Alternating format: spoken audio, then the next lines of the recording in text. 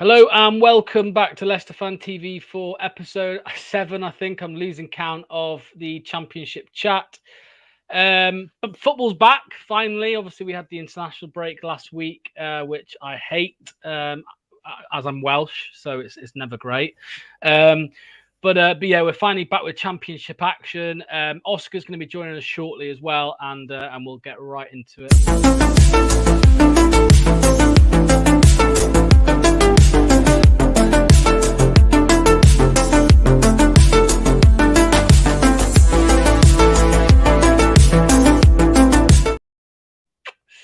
There we go. So I'll start with Jack. I'll come to Jack first. How have you been, mate? Are you all right?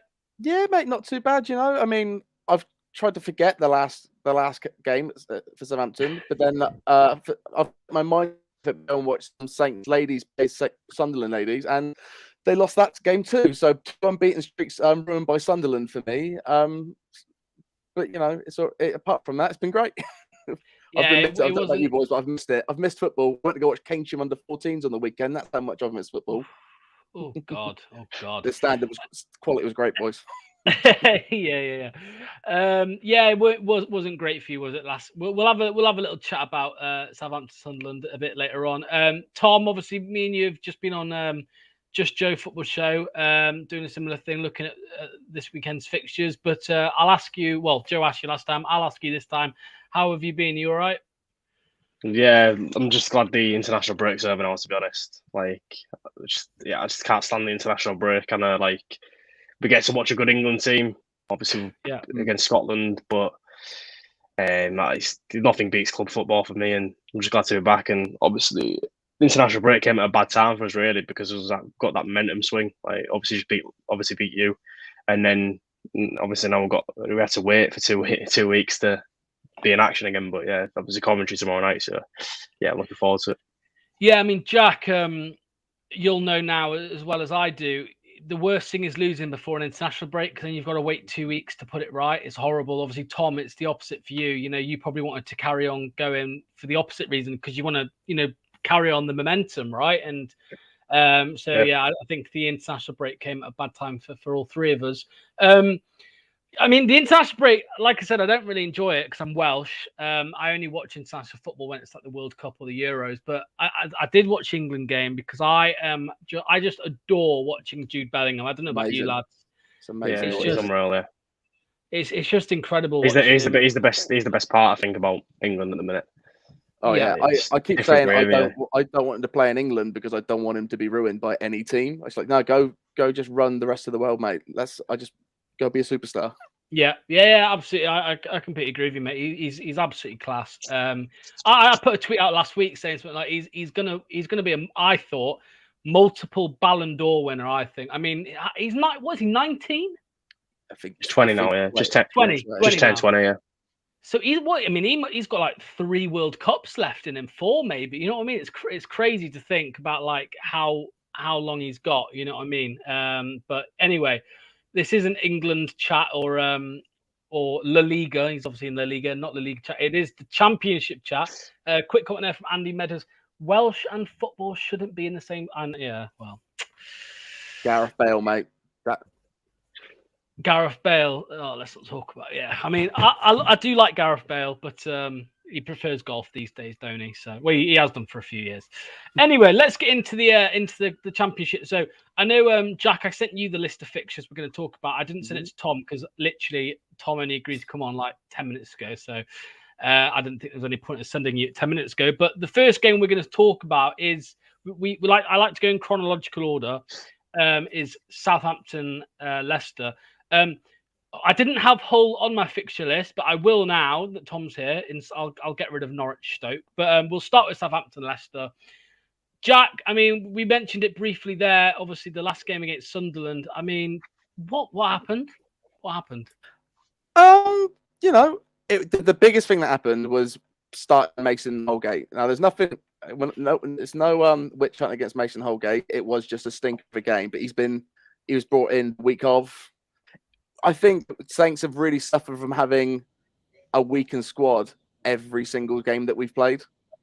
Yeah. Like we lose Ward-Prowse one week, we lose Smallbone the next week, and then it just keeps getting worse. And then that game was that really awkward, just as the transfer window finished. So now you're playing with a team that's still spotty, still not quite what's going to be there for the rest of the season, and no one's really up to scratch. I think that actually the international break came at the perfect time for us because it gave us that bit of extra time to settle in a few players and make sure that they're up to par for the next game.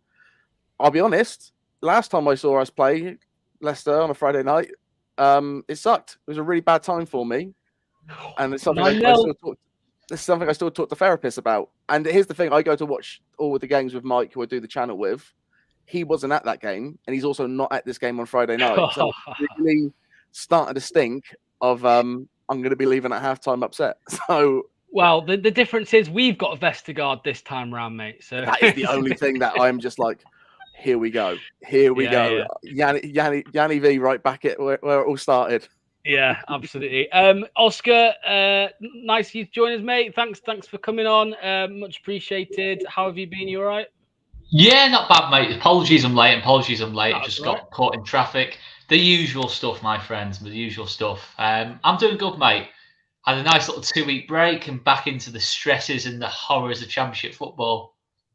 I mean, I just had a brief mention there of it's not Championship. Well, I suppose he's ex-Championship. Jude Bellingham, Oscar. We mentioned. I was saying that obviously I'm not an England fan, but I just love watching Bellingham. I mean, some words of wisdom you can give us on your thoughts on Jude Bellingham. He's class, isn't he? Yeah, he's quite good at football, isn't he? To be fair to him, no, he's a quality player, no doubt about it. He needed that big. Obviously, Dortmund's a great club. I mean, it's another success from Dortmund, in terms of a player stepping, the lovely stepping stone, aren't they, Dortmund? I know they want to be more than that, but how many players now have you seen go to Dortmund sort of in their early 20s, maybe even before 20, gone to Dortmund, 2 or 3 years there, great environment to work in, not loads of pressure because there's no real expectation to really push Bayern, most of the time anyway. And then they step on to go into, to Bayern itself, Real Madrid, the Barcelona's, or even the Premier League. And Jude Bellingham's another big success. There's no doubt about it. And I think there was always that mentality side of Jude Bellingham. You can see, I think that's what really separates him from, the last couple of English wonder kids that have come through. Likes of, I don't know, it's too many to list, isn't there? Ross Barkley's and people like that. I think the big difference is Jude Bellingham. It's the mentality side of things, how mature he is, how many big games he's played in already at such a young age in the Champions League and against Bayern Munich and even for Birmingham in the Championship. It wasn't an easy situation to start out in. Birmingham are a much better team now than what they were then. So yeah, it's an interesting one. But yeah, I think he's just going to get better and better, and potential to be England's best player. I'm not going to say, some people have been saying best ever player. Too far. Let's not go too far. I think just let him develop. But to be honest with you, it doesn't really worry me too much that he's getting a lot of hype at this moment in time, because I just think his mentality, he's so down to earth. You saw a couple of days after the Scotland game, in fact, the day after the Scotland game, he's back in Stourbridge. I was seeing school kids of his former school and that. That's how down to earth he is. He's the Real Madrid player we're talking about here. He's not rushing straight back to Madrid. He knows his roots, and that's what I think I really like about Jude Bellingham, even though he plays for Real Madrid, which is a shame. But you like it yeah, it's a shame. It's a shame he couldn't cap off his Dortmund career with that Bundesliga title last season. Back to the Championship, obviously, Jack, you were just telling us about obviously the Sunderland game. I mean, coming into this week, it's going to be a tough game for obviously me and you, obviously playing each other. I was just saying we were obviously, like I said, me and Tom were just on Joe's show and we were talking about it, and I'm quite confident going into it, but I'm sure you probably are as well. I mean, I'm worried about Southampton now. They're going to want to bounce back, right? And do you see that happening? Do you think you will bounce back? Are you confident going into the game? I think it's a big point to prove to a lot of the fan base. It's not that like any of the major fans base, but every time you have a 5-0 loss, you always come up with certain fans that are just like, what's going on? This is already rubbish. We're never going to get out of this league playing like that. So to come to St. Mary's the next week and then beat a team like Leicester, who we have so much history with in the Premier League, kind of just feels something that we really, really need just to prove a few points. And the squad will be settled a bit now. We know who the players are. You know who's not leaving and who is. So it's time to really like show what we're all about. We've obviously seen how much possession we like now and how many times we like to pass a ball. Be nice to see us put it in the net a few times, and also if we can just not concede. Honestly, guys, we've conceded like the shots to goals ratio is something like 11-9. It's mental. Like I love Baz, but you throw something at him and he'd probably let it go in. He does have a bad case of Poppadom hands this season. Yeah, I mean, I remember you telling me a few weeks ago about you went to the forum that Russell Martin was at, and he mentioned some comments about Baz that had been going on. I think you thought was it yourself that he was talking about? Yeah, you spend a summer slagging off a goalkeeper. You hope it makes some sort of rattling, and I think it did. I think it's really worked. But no, here's the thing. Baz it's unfortunate because when you watch all the goals, it's the centre backs have done him dirty, and you've had it sort of like had to change up that centre back pairing a little bit this season already. With Stevens getting injured early, every other centre back leaving, Holgate not being up to scratch last week. We've had playing Shea Charles in centre back when he's quite clearly an insane number 6. So it's been all over the shop. So he's been done. He's done pretty dirty. For some, I would actually say I'm more on his side now than I was in the summer, even though he's conceded so much, because it's like those aren't his fault. That's not really him. Okay, it doesn't look great because it's conceded so many, but he's not had anything stable in front of him yet this season for 2 seasons really. Are you expecting Harwood Bellis to come straight in, start? I'm hoping. I'm hoping, but it looks like Bednarak picked up a knock for Poland, so it kind of feels like it might even be another game where we do see Holgate thrown back into the line of fire, and maybe Shea Chow start him. It's not really what we want, but thus is the international break. It's great, isn't it? Yeah. I mean, Tom. Obviously, you're a whole fan. You've been in the Championship now for a while. You probably saw quite a bit of Harwood Bellis last season. What were your thoughts on him? Yeah, I think when you're a centre back in a title-winning team, like you're gonna stand out as obviously a good ball player. That's what he is, a good ball playing defender. Fits right into obviously Martin's mould, possession heavy style. Can bring the ball out like comfortably.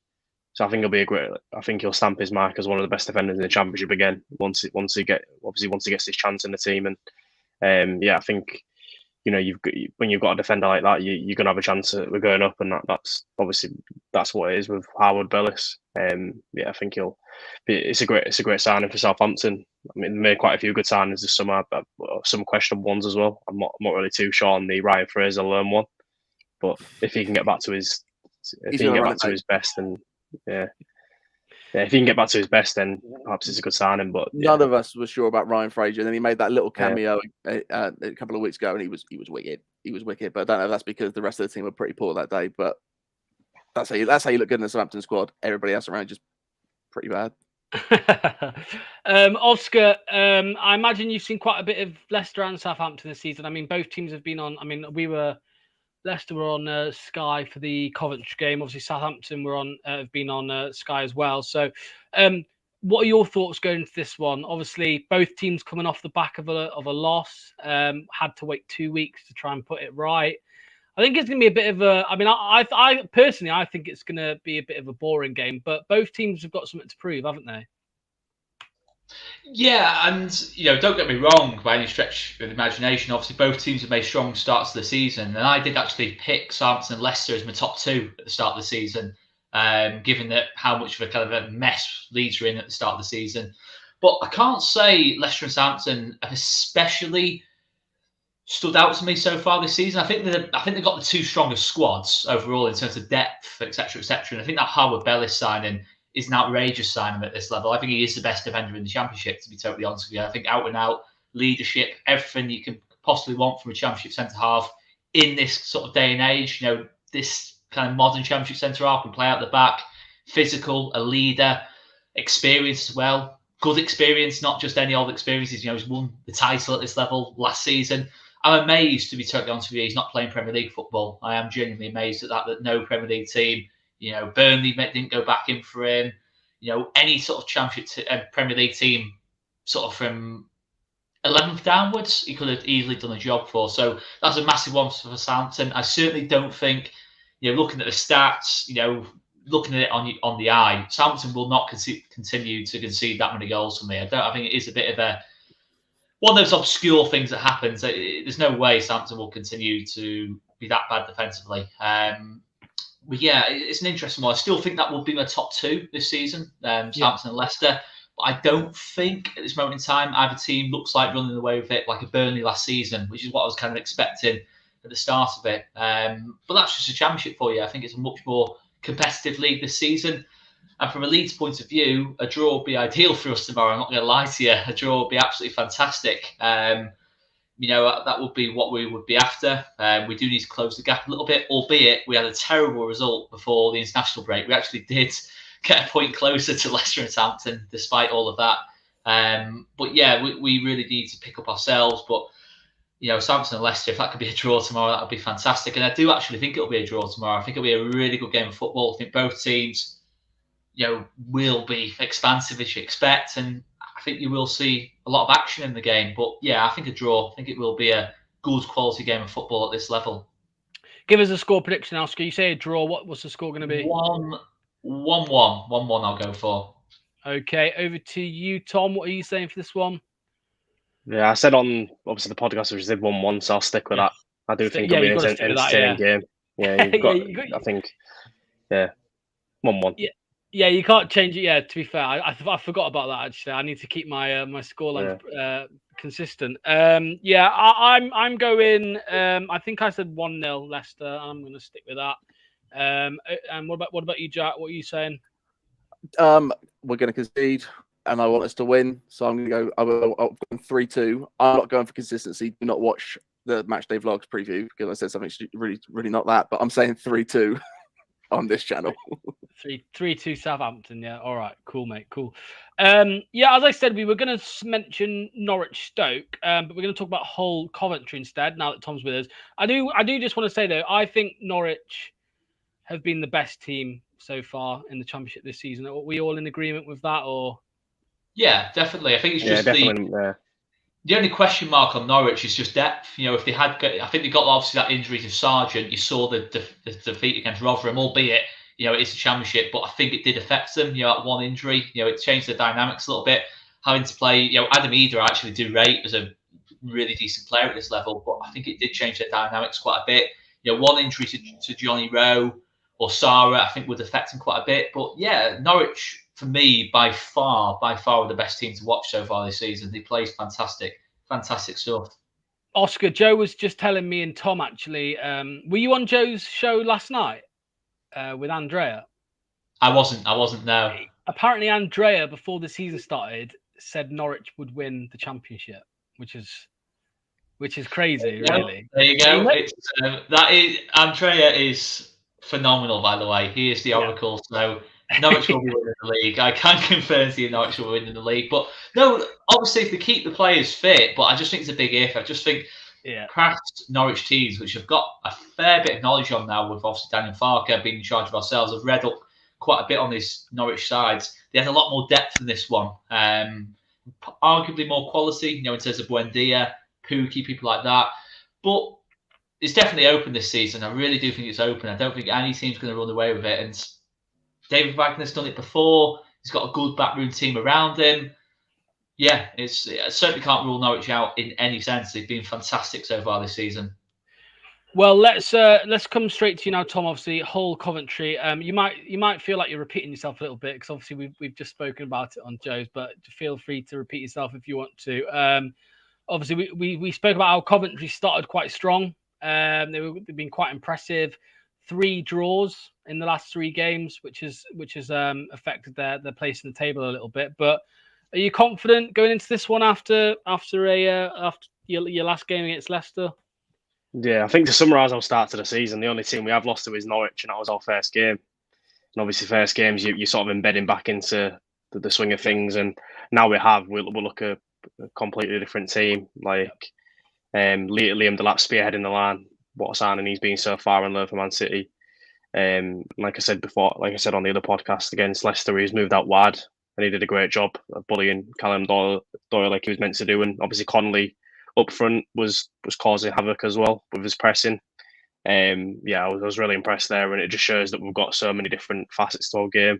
Obviously, Adama Traore can play from the right, operate centrally as well. But I do expect him to be taken out for Philogene, who we've just signed from Aston Villa for $5 million. That was a statement signing. It was one we'd waited for the entire summer, and then I think the club purposely waited till deadline day to get the deal over the line and announce it. But yeah, I was really impressed with that signing.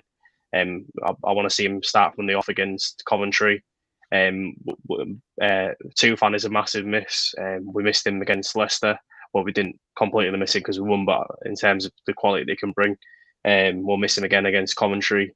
He scored 4 goals so far this season from midfield, sort of attacking midfielder, could play off the front. So he's a big miss. But yeah, Coventry, no two ways about it, will be a tough game. I anticipate that. We've got a decent record against them, but how they've started the season, I think the way obviously they got them playing, Coventry, a great possession sort of based team, and they'll cause us problems on the counter. Where I think we under Rossini, we're a team that likes to dominate possession, so I think that we will sort of try to dominate the ball and get on it. But I think Coventry will see that our biggest weakness is probably sometimes playing out from the back, and they'll look to capitalise on that by pressing onto us and causing us issues. There's sometimes a season where we've lost it in defensive areas and not being punished. But if anyone can punish us, it is Coventry. So I think it'll be an interesting game. So yeah, I'm hoping we can go out on top. Jack, coming to you next, mate. I mean, who would have thought? I mean, look, you're a Southampton fan, I'm a Leicester fan. Who would have thought, 2 years ago, if someone said to you, 2 teams will be worrying about in 2 years' time, a Hull and Coventry, but here we are. No disrespect to Tom or the Championship. Obviously, it's same with you, Oscar, as well, actually, of course. But Jack, I mean, yeah, obviously Tom's just given us a bit of insight there into Hull. Obviously, I mentioned Coventry; they did start the season quite well. But what are you thinking going into this game? Well, to be fair, Liam Delap is a name that has popped up for Saints for a while. Listen, we had Rory here for a while, and he's just he was a godsend to us. What a legend of the club he was, and I've always been kept an eye on Delap ever since I've seen him come through. He's just been legit. I think the last few, the last couple of seasons, the loans haven't been too amazing for him, and you've not seen much fire come from there. But this season, it just seems to be it's all kind of working for him, and that kind of makes me excited to see, really, because I just feel like he could be another player that we're just going to see go up the ranks. Either that, or he's just going to be just a pure Championship striker. Because I can also very much see that kind of bad boy in it. I've not watched much of the Coventry games. I mean, you freaking tell me. I probably haven't watched any of the highlights of Coventry. I'm sorry. I do apologise for this sort of thing. But there's just nothing stands out as exciting yet. And I think that's what I'm waiting for this season. Certain teams right, what have I got to watch out for? What have I got to get excited for? And so far, Coventry just haven't done much for me. No, that's fair enough. I mean, Oscar, Coventry, obviously, they lost Hamer. I mean, he was a focal point when I watched Leicester versus Coventry at the start of the first game of the season. Hamer was, obviously their best player, which was to be expected. They brought in Ellis Sims, obviously, over the summer, but he's not really scoring. But they're still, look, 3 draws, like I said, out of the last 3 games. They could have probably won all of them games.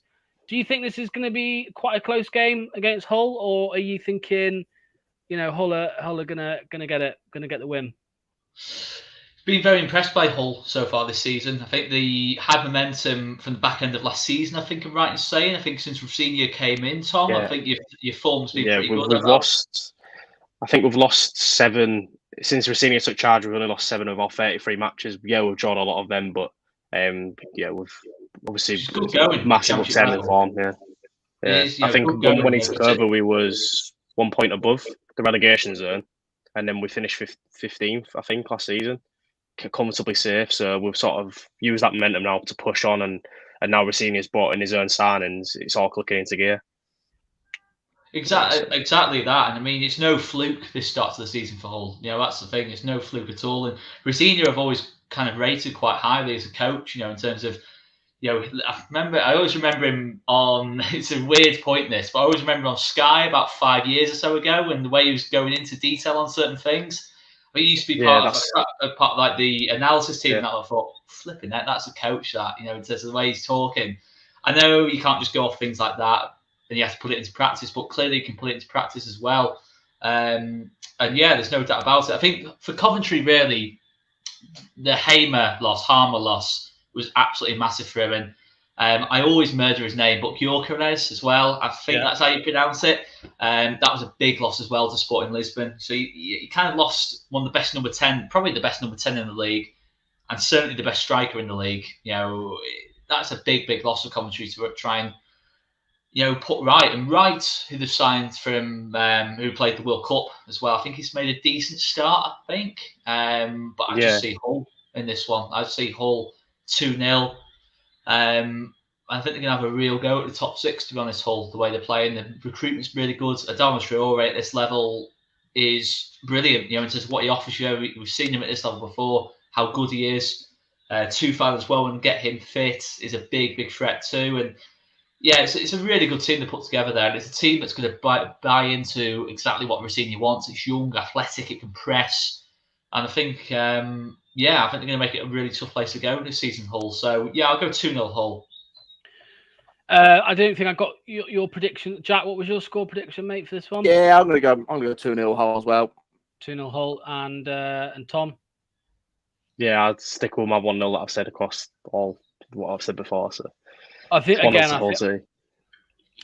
think I said 2-1 Hull. So we got a clean sweep for Hull in that one. Moving on, I've again I get absolutely slated sometimes for the fixtures I choose to include in these videos. We were probably best off sticking with Norwich Stoke, but that's gone now anyway. We're going to talk about Sheffield Wednesday versus Ipswich. So to be fair, Ipswich, a good team to talk about. Obviously, they've started the season very well. I'll come to you first, Oscar, because you've played Ipswich recently. High scoring game. Yeah, what was that? Sorry. Played both teams recently. Last 2 games. Of course you have. Yeah, of course you have.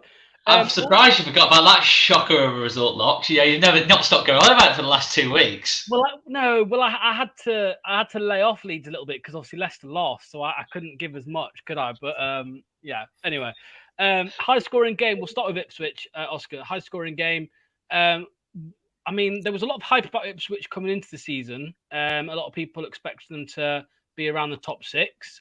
People saying, a certain podcast saying Kieran McKenna's the best manager in the league. He's up there, to be fair. Yeah, he's not the best. You can't call him the best manager in the league when he's not managed in the league before. He's definitely up there in terms of the way that game between us and Ipswich was so good. In terms of the football played by both teams.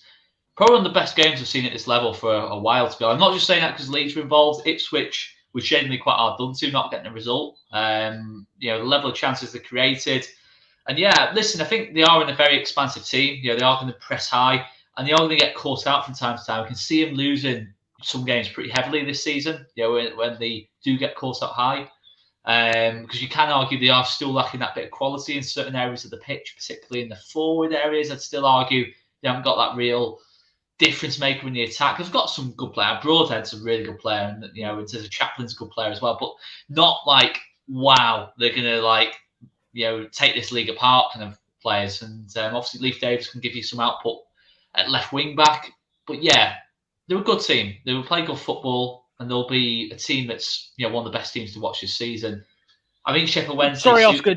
Just to interrupt you 1 second, Jack. I completely forgot you. I know you need to nip off now. Just give me a quick score prediction there for Sheffield Wednesday Ipswich. For Sheffield Wednesday Ipswich, I'm going to 2-1 Ipswich because I think Broadhead is a bit of all right. Yeah. Send me your predictions for the other games, and I'll keep track of them as well, mate. But cheers for jumping on. Sorry to get him off. See you in a minute. All right, later, mate. Hey, pal. Catch you in a bit. Let me just quickly add this back. Hello. You're gonna have to adjust your cameras, lads. There we go. Sorry. Carry on, Oscar. Yeah. So obviously. I was just getting on to the prediction. I think Sheffield Wednesday won't be able to cope with Ipswich. Really, I think they'll just sit back. Ipswich should dominate the ball. You got Leif Davis there, Broadhead on the other side. It's going to cause problems for Sheffield Wednesday, and they're not a good team, Sheffield Wednesday. Even though they got the result against us, finishing was shocking on the day. overall composure was shocking on the day. They're a team that can be got at, and they don't create a lot either. 2-0 Ipswich for me. 2-0 Ipswich. Tom? Yeah, I'm gonna go 3-1 to Ipswich. I just think similar to the point made there. I just think that they've got too much power for Sheffield Wednesday. That I just don't see Wednesday scoring many goals. They've struggled this season. They don't have that out and out killer up front really that's going to grab them the goals, and that's the crucial to stay in this division. And that's where they struggle the most. Yeah, they've got the effort and application, but they don't have that sort of quality in the final third that's going to get you the goals. And we saw that against Southampton first game. You know, the huffed and puffed, but didn't have that sort of killer up front. So yeah, I think Ipswich to win 3-1. Yeah, I'm going to go 2-0 Ipswich for this one. Sheffield Wednesday. Are they going down, do you reckon, lads? They're getting relegated? They need to change manager for me. Cisco has obviously had a lot of success at this level with Watford, but no, he's not a good fit for them at all. I think they're a team that don't at all play to their strengths. And I think they would have been much more competitive with Darren Moore in charge. Obviously not going to go back to Darren Moore, but they've got to try something different. That's a team that just looks pretty directionless to me, certainly when we played them. And they got a decent result against us after all. Yeah. I'll move on now to, again, I don't know why this one's in here, but I suppose both teams haven't started too bad. Watford, Birmingham. Birmingham obviously have been on a bit of a high recently with their Tom Brady saga and all of this stuff, and they got a good result against Leeds as well a few weeks ago, Oscar. What did you make to them when you played them, and what do you think going into this game? Yeah, I think obviously the circumstances around that game for us were pretty dire. Obviously, Nonto Sinisterra refusing to play, other things going on as well. I think we had some horrendous injuries going into that game, and to be honest, we competed in that game pretty well considering. But you'd see Birmingham were a team that not the most expansive of sides, not the most eye-catching, but they've got that kind of 1-0, 2-1 grind-out kind of wins feel to them. I think they're a bit away from a top 6 team myself without a really good January window. I still think they're a little bit short of that. But they're a team that can be probably solid kind of mid-table, and I think they'll give Watford a good game. I don't think it'll be a great game of football, really.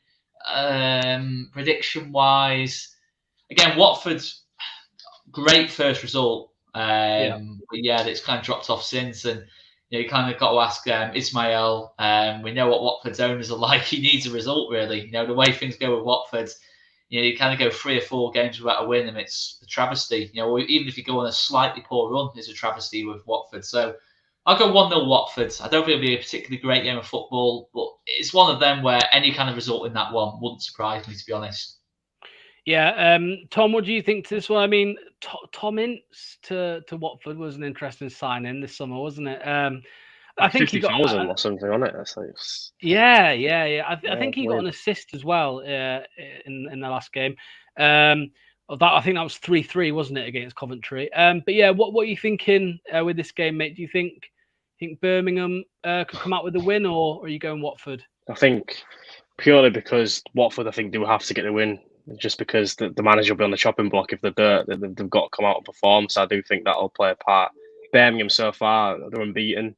I think they've impressed a lot, but I do think that it's one of them where can they sustain this sort of form, and I'm not sure if they can. I think there'll come a point where 1 or 2 injuries could derail them a little bit. I do think they'll probably finish around mid-table though, saying that. But I do think Watford could come out on top here, so I'm gonna go 1-0 as well to Watford. Yeah, I'm going 1-0 as well. That's 3 1-0s. Lads, how much do you guys know about the Watford fan base, and in terms of do they like their owners? Because I think it's changed a bit. I think since the used to adore them, to be fair. Like back in say 10 years ago or something when they first came in. Used to like them. Oscar? I think, it's a weird one with Watford. I think they were popular with the owners, but I think since the last relegation, I think certainly the last sort of 18 to 24 months, it's turned a little bit. I know when we played Watford, the season we stayed up and they went down, I think they had Hodgson in charge. It was turning quite quickly in that away game against them. When we took the lead in that game, it did turn pretty quickly into quite a toxic kind of atmosphere. But I don't know, really. I think it's one of them. I think, as soon as a unique model like what Watford they're trying to do, as soon as that starts to not quite get the desired results, I think automatically it'll be like, why on earth are we doing this? Why are we not giving managers time? But I think we had a sweepstake at the start of the season, though, Locks. I can't remember what date I said for Ismail. Yes. I'll have to Do you go remember back. what dates we said? I don't. I'll find out. I have a feeling it was start of October, and I'm feeling, there's about 4 or 5 games between now and then. I'm feeling like that might come through. I think you said the 1st of October, or the Something like Sunday. That is the Sunday, isn't it? The 1st. I think you might have said the 1st. Yeah. So you never know. I'm feeling all right about that. 2 weeks time, some bad results. We've got to play him as well, but obviously we'll keep Ismail on the job for another week when Watford beat us. So it'll be one of them. Yeah. I just think I just hate it, mate. The Rob Edwards one was just it just sums it all up, really, doesn't it? How they got rid of him, and then look at him now. He's in the Premier League. You know what I mean? Well, the biggest rivals get promoted. It's exactly. Yeah. Not exactly. Great. But yeah, moving on now. I threw this one in here because, it's a big game, I suppose, down on in Wales. Cardiff versus Swansea. I don't know what the derby's called. I don't know if it's just called the South Wales. It's called South Wales Derby. South Wales Derby. Is that what it's That's called? all it is. Yeah. No idea. But yeah, Swansea obviously lost Perot this season, which is a massive hit for any team. That is a big hit. I think they've got Morgan Whitaker, right? Who's I've been told is good. Was it? Oh, sorry. He went to Plymouth. He's left Swansea to go to Plymouth, right? Yeah. There we go. That's it. So there's another one gone. I think they've only got 2 points so far this season. Swansea. So not looking like they're gonna have a good season. Cardiff, obviously Chris is normally here, but he's not here to talk us through Cardiff. They're on 4 points. I thought they did okay against Leicester. Aaron Ramsey with probably goal of the season already, and we're only 5 games in, which was crazy. But neither of these teams excite me in any way. Cardiff, Swansea, and I don't see either of them even being in the top half of the table. What about you, Oscar? Yeah, I think Swansea, especially, in terms of Michael Duff, that's a big change style-wise to Russell Martin. I think that was another big loss for him, Russell Martin. I think he was quietly had Swansea punching above the weight a little bit. In terms of a lot of turmoil, consistently had a mid-table. All right, it's not particularly sexy and exciting, but it's kind of what Swansea kind of needed. And Graham Potter did quite a similar job as well when he was there. It's that little bit of stability, and I just think. Yeah, the way Michael Duff plays certainly didn't suit Swansea. It might suit him a little bit more now, ironically, that Perot's gone. I don't think Perot was ever going to suit, running the channels and being physical and, being more of a target man. I think Jerry Yates might suit that quite well. But I still think Swansea are a long way off. I don't think it's a fan base that particularly likes the way Michael Duff wants them to play. I think it's always been about the Swansea way in that lot. They've always been one of the more exciting teams to watch in the league. And I think certainly now, they've gone for a totally different direction, and it's a direction that they need results from. Otherwise, in a weird way, I think he might be under a bit of pressure already, especially their start to the season. Cardiff, again, it's kind of what you were expecting, really. Cardiff have been on a decline, really, for the last sort of 3-4 years, hovering around that relegation zone, and nothing's really changed too much with Cardiff. They do try managerial changes, but ultimately, I think it's the quality. It's quite a young team now. I think really, certainly the Cardiff teams of old, and had people like Craig Bellamy, Mark Hudson, Robert Earnshaw. They always had experience there, didn't they? It was always quite an experienced, tough team, physical team. Malky Mackay at the helm. Yeah. A horrible team to play against. It's still not a nice team to play against, but I think they're quite an inexperienced team. Like, they led 2-0 at Ellen Road, and they showed a bit of inexperience in that one, really. The way they let us come back into it. I think it's similar. They led against Leicester, didn't they, as well?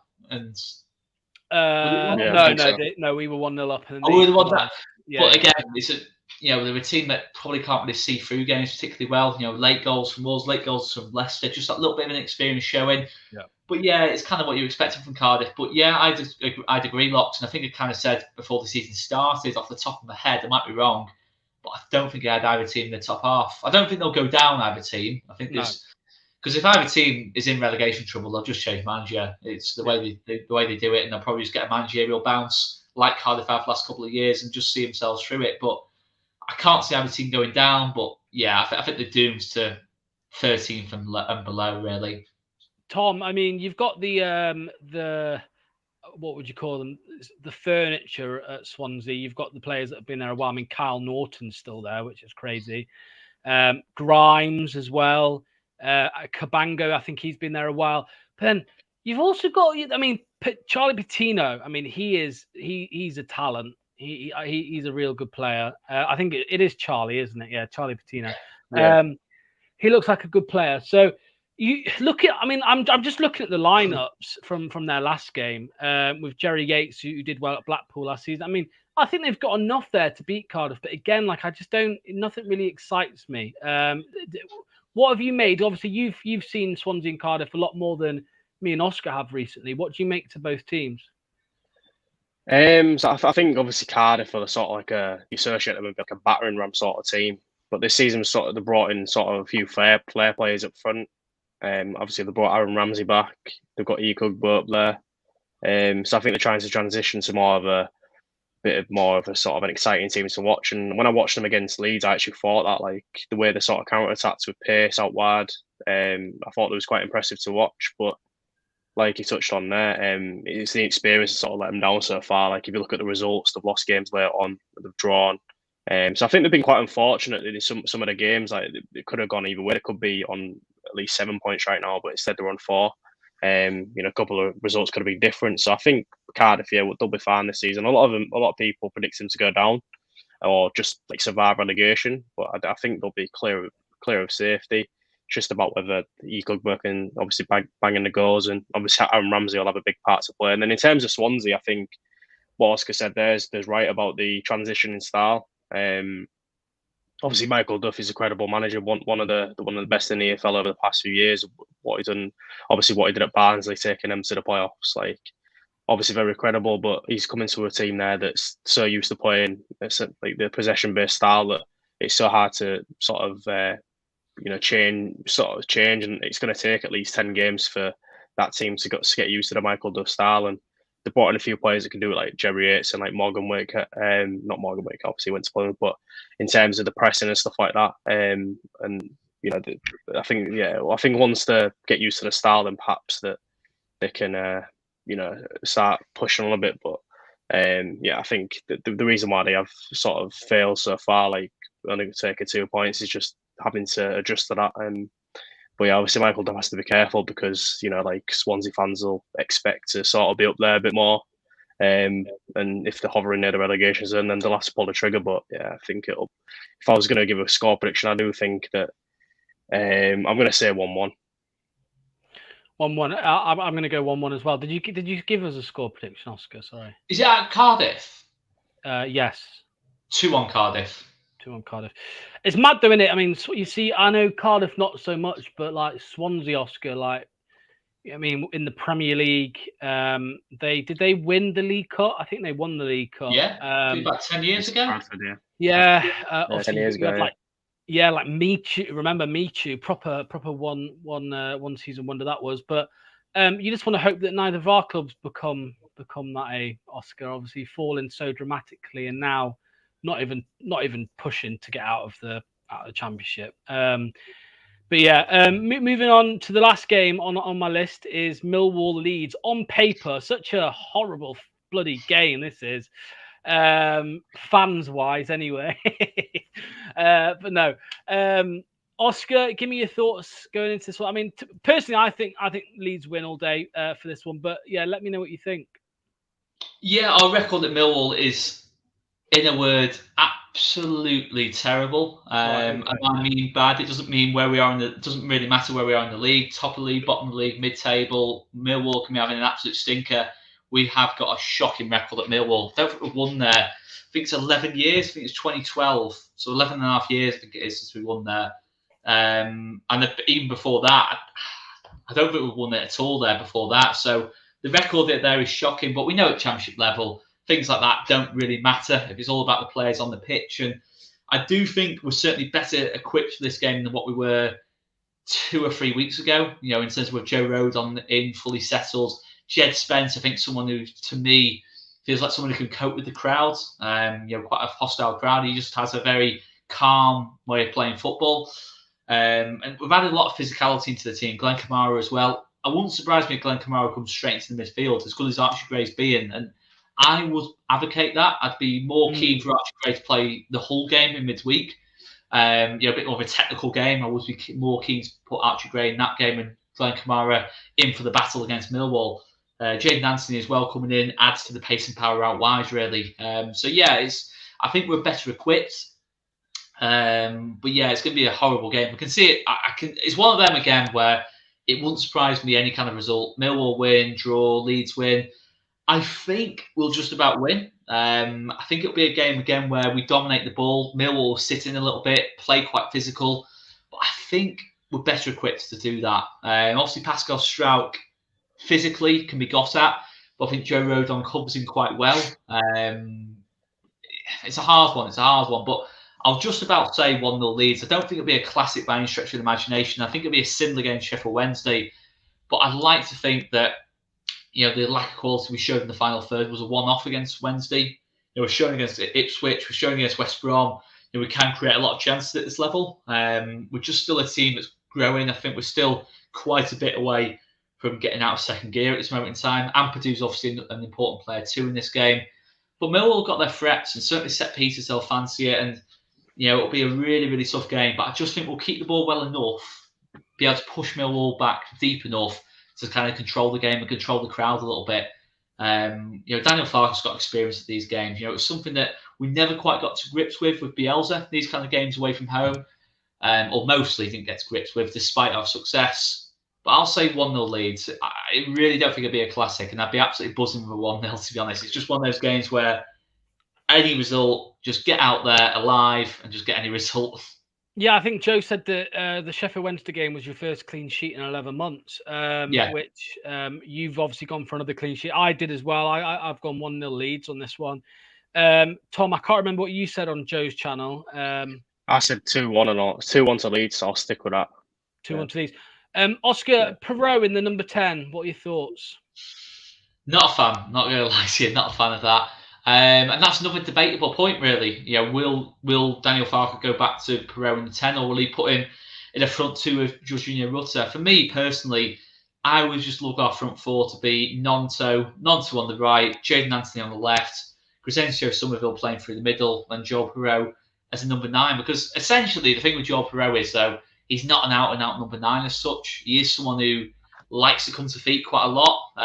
You hated it when I said it, Locks, but he's nowhere near the same quality. Let me emphasise that a million times. But he's got that Harry Kane kind of element to him where he drops deep to feet and needs people running on the head of him. But against Sheffield Wednesday, he never had that really. We have players out of position. Jorginho Rutter isn't really that type of player. I just personally hope we go for something like that.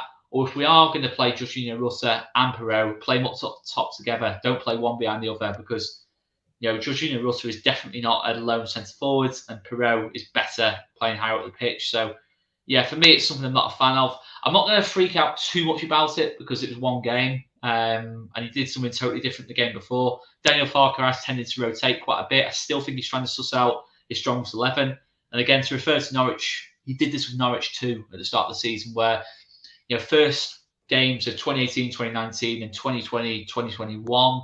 When they won the league, he did a lot of rotation, a lot of rotating, even systems he was swapping around with until he settled on a system. And once he settled on that system, he kind of stuck to it for the most part. I think the only kind of areas he seriously rotated in was probably midfield. He likes to have quite a lot of depth in that midfield area because they have to do so much work in this team, defensively and offensively for what Daniel Farke wants.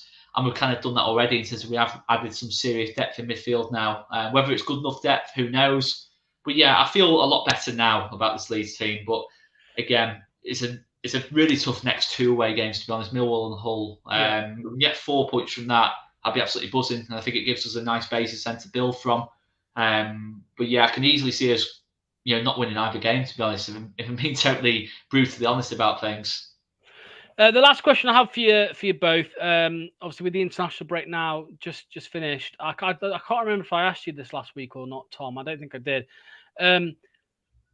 Who do you think is winning the top two. Who do you think's going up automatics this season now? After the first 5 games, the transfer window's shut. Has it changed? Obviously, Oscar, you said that you had Southampton and Leicester as your Southampton to win it, Leicester second, but is that changed? It's so. I honestly think at the end of the season, Southampton, Leicester, Norwich, and I am going to throw Leeds in there. I do think come the end of the season, Daniel Farke's experience will tell. I think that'll be the top 4. Obviously, it won't be the top 4. There'll be some kind of variance somewhere along the way. But it wouldn't surprise me if the gap between 1st and 4th is less than 10 points. I do really think it's going to be close this season. I think last season you had Burnley. I know they didn't get the results to start with, but they were clearly, even then, when they were getting the results, they were clearly the best team in the league at that point. I don't really feel we have that this season. When Leeds won it, all them years ago, it felt early doors like we were the best team in the league. I don't think that is the case this season. There's no clear cut. There's no clear exactly. cut. You think with the money that the Southampton and Leicester spent, you'd think one of them would be running away with it. But on the evidence of the first 5 games, and that's a small sample size, that we're seeing that I don't know if there's going to be one team that's going to run away with it. But I think there'll be more telling after another 10 to 15 games about what team's going to be that sort of what teams are going to be chasing, really. Whether that's Southampton or Leicester remains to be seen, but you'd expect with the money spent and that one of them is going to be. But I do agree that it'll be closer. The gap will be much smaller. Who did you have for your top 2 before the season, Tom? Southampton, Leicester, I'm pretty sure. Yeah. And what are you saying now? If you had to, it's a tough one. It's tough. Obviously, it's only been 5 games, but I think I'd still stick with that. But I do think I agree there that Leeds will probably start coming back into it a little bit now. I think pushing playoffs, it's only early days, so. Yeah, I think when it's only 5 games, you could probably class anything we say right now. You could probably class as a bit reactionary because, obviously, from what we've seen so far, I could probably say, I think Norwich will finish top 2. But is that a little bit reactionary? Obviously, we're only 5 games in, but I just think they've looked the best team by far. I think they've, in terms of performance-wise, just everything overall, I think Norwich have looked the best. But as we said, I'll stick with the order. I'll stick with the top 2, but I think Leicester are better than Southampton, so. I'll go, but I can see it being really. I think Leicester get top 2 either way. I really can't see a world where Leicester, because if you don't get top 2, I think Maresca will get sacked. To be honest, if you're not top 2 around say kind of February, March, I really do think the Leicester board will just be ruthless because you do need to go up this first time basking. With the players you've got in that team. So, by the way, I'm not saying Maresca will get sacked. I'm just saying if the scenario happens where you drop off, say after Christmas or something, I think your board will be quite ruthless. Because let's not forget, Norwich this time last year started really well under Dean Smith and then suddenly dropped off. If that happened to Leicester, you would definitely change manager for me. And it wouldn't take a lot to get that Leicester team going. All hypothetical, of course. But I think that other spot, Southampton, Norwich, Leeds, maybe even other teams coming into it, quite possibly other teams coming into that equation. Preston, I mean, what start Preston have made, and we've hardly mentioned them.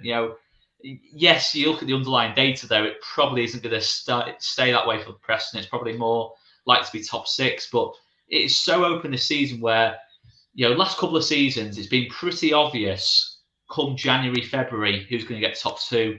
Last season, Burnley, Sheffield United. Season before that, I can't remember who it was now. Whoever it was quite obvious early doors. Who was it? Was it Fulham and Bournemouth, was it, I think? Yes. Yeah, Forest, it was quite obvious early doors that was going to be the case. Certainly with Fulham. I don't feel like that is the case this season. I can honestly see the winner of the championship this season being on 90 points max, which is normally not enough to win the league, but I think it might well be this season. Yeah, lovely stuff. Right, lads, appreciate it. Thanks for jumping on. Much appreciated. As always, I'll keep track of the scores. I haven't put it on screen today because I forgot to do it, but I'm pretty sure it's Oscar still at the top of the. Closer. I think Chris is only a point behind. I think he had a stormer week one week. Yes, yeah, and I think I've closed the gap a little bit, but yeah, I think I can't remember. Someone had Huddersfield to beat. Who did Huddersfield beat?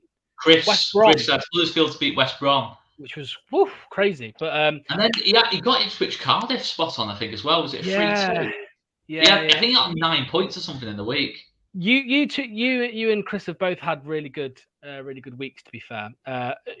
Separate, different weeks, but yeah. So yeah, that's pretty much it. We'll be back next Thursday, 7 p.m. again. Talking about, we'll have 2 fixtures to talk about. 2 fixtures that had just gone. Is everyone playing midweek? Is it a hot? Yeah. Midweek? So yeah, even big more one midweek.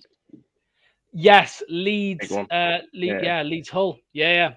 I think that is going to be such a horrible game for us. But I bet Tom is absolutely can't wait for that. I'm buzzing for that. Full house, be like 24,000 there. So. No, it'd be a really good game. That I mean, it's mad to think that last time we played, I think other than the League Cup game when Hull beat us, actually, I think that was in COVID. Last time we played, 5-1. Leeds won 5-1. Yeah, it was like one of them. Leeds were like getting that season, and it just shows how quick the Kings can change. In terms of that case, and full credit to Hull. They've been really, really good last couple of years, and Leeds have dropped off. So yeah, I can certainly see as I said before, 4 points from the next 2 games would be a fantastic haul for us. I think that's the kind of haul you need to be getting top 2, really. Millwall and Hull. You've seen so many teams fall at Millwall, and then Hull this season, I think, going to be one of the best teams at home.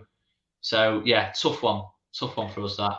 Well, we'll be talking about that next week, as well as we'll be talking about 2 Leicester fixtures, Leicester Southampton, and then Leicester Norwich, which is just... I think that them 2 fixtures there will show you where you're at as a team. Yeah. Because I think you've touched on it that Leicester so far, barring probably us, have not really had like a proper test, I'd say, in terms of a team that's going to be up there at the end of the season. I mean, Coventry were a good test at the start. That they're probably going to be chasing playoffs, but the likes of Cardiff and Rotherham, you'd expect them to be fighting relegation. And obviously, there sometimes they are the games because you're against a team low block, struggle to break down. But I think obviously the Norwich and Southampton game could bring the best out of Leicester in terms of the expansive football you want to play under Maresca. So it'll be interesting to see, really. If we win both, really good.